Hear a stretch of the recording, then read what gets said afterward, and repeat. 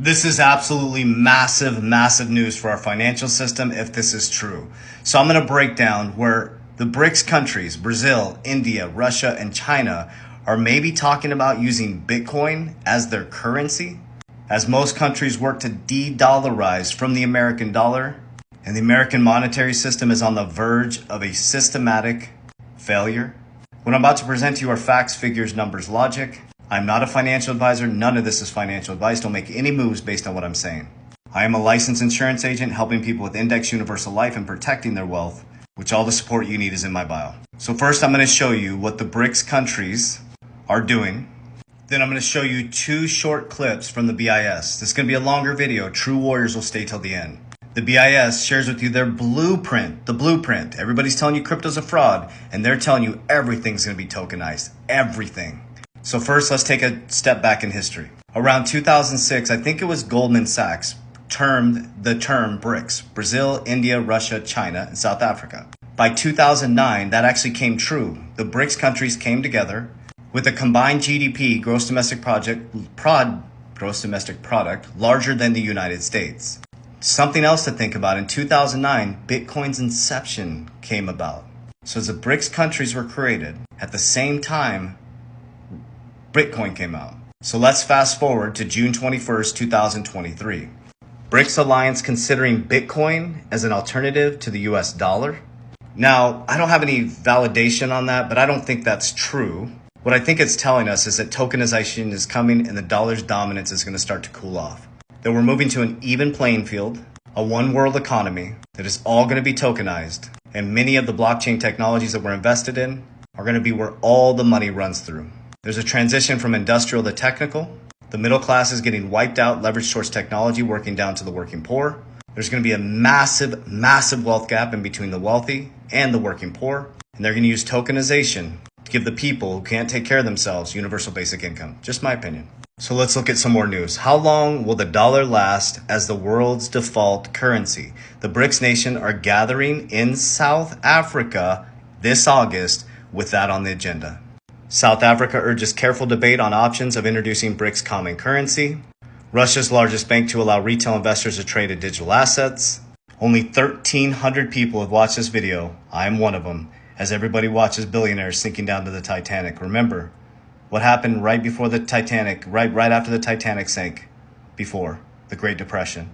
Now 4 billionaires go to the bottom to see the Titanic right before one of the biggest changes in our financial system. This is the Bank of International Settlements giving you the blueprint. Some opening remarks. Yeah. Thank you, Jill. Welcome everyone to the briefing for Chapter 3 of the BIS Annual Economic Report, where we lay out a blueprint for the future monetary and financial system that could usher in quite profound changes to what is feasible in many walks of economic life. Let me explain what we have in mind by putting things into a broader context. Now, throughout history, innovations and monetary arrangements have coincided with new types of economic activity that have led to dramatic spurts of growth and development. An important innovation was the advent of money in the form of ledger entries overseen by trusted intermediaries, which allowed new financial instruments that bridged both geographical distance and the timing gap between incurring costs and receiving payment.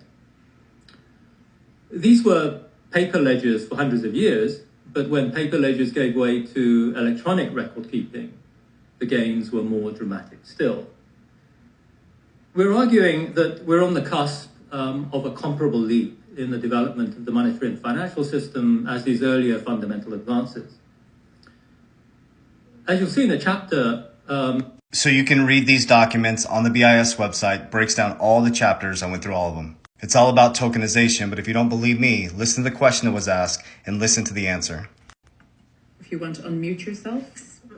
Can you hear me? Yes, we can, yeah. Go ahead. Perfect. I was just trying to understand with respect to the tokenization developments, to what degree does this also include the tokenization of deposits and this idea of eventually banks, being able to differentiate their originated currency from other banks? Because certainly the Bank of England's John Cunliffe has sort of implied that might be one future path, and how likely is that in your worldview? Well, thank you, Isabella. That's a really a core part of the chapter.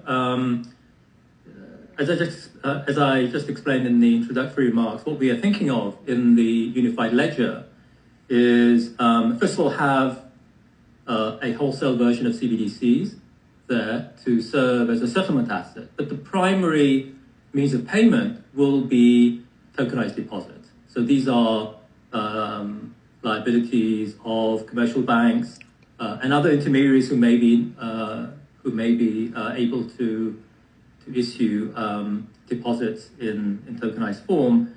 The issue is that we would like the system to preserve the singleness of money, which is to say that all the payments, whether it's made using public money or private versions of money, should go through at par.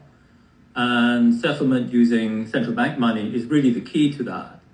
And this is why we think that tokenized deposits really is much superior to asset-backed stablecoins. Do you think it was by design that a stablecoin collapsed last year? 2 exchanges collapsed. One of the exchanges met with the SEC, nothing happened, but they're going after Coinbase and Binance. Coinbase is connected to BlackRock. BlackRock is connected to Coinbase through Aladdin. Circle's connected to BlackRock. The largest asset managers in the world increased their position in MicroStrategies that just increased their position in Bitcoin. But your local banker, your financial advisor, your mom and your dad, and your uncle at the barbecue are going to tell you cryptocurrency is a fraud and it's a Ponzi scheme. It's usually too good to be true until it's true. The problem with our financial system is there's no financial education, and your grandparents and your parents never asked why. They just went to school, they got a job, they waited for a pension, a 401k or Social Security. That system's dead. The truth is only 6% of Americans have $1 million, and $1 million in retirement with inflation right now is about $40,000 in retirement income. That doesn't sound like retirement to me. Your financial advisor is having you work your ass off to put money into a product that's probably making them a bunch of commission. And as Curtis Ray always says, I love this. He says your financial advisor is proud of himself or herself because they got you a $50,000 retirement. No decision is a decision. Indecision is a decision. It's time to wake up to a new reality, a financial education, spiritual awakening, understanding that you are the cure, you are the solve, you are the problem. Therefore, nobody's stopping you from being the generational shifter. Warriors! Rise, get your shit together. Let's go. Reminder, I will never proactively DM you. I do not invest people's money on WhatsApp, Telegram. That's not me. I will not proactively message you on Instagram. I have to say this on any video. I don't care if it messes up my algorithm.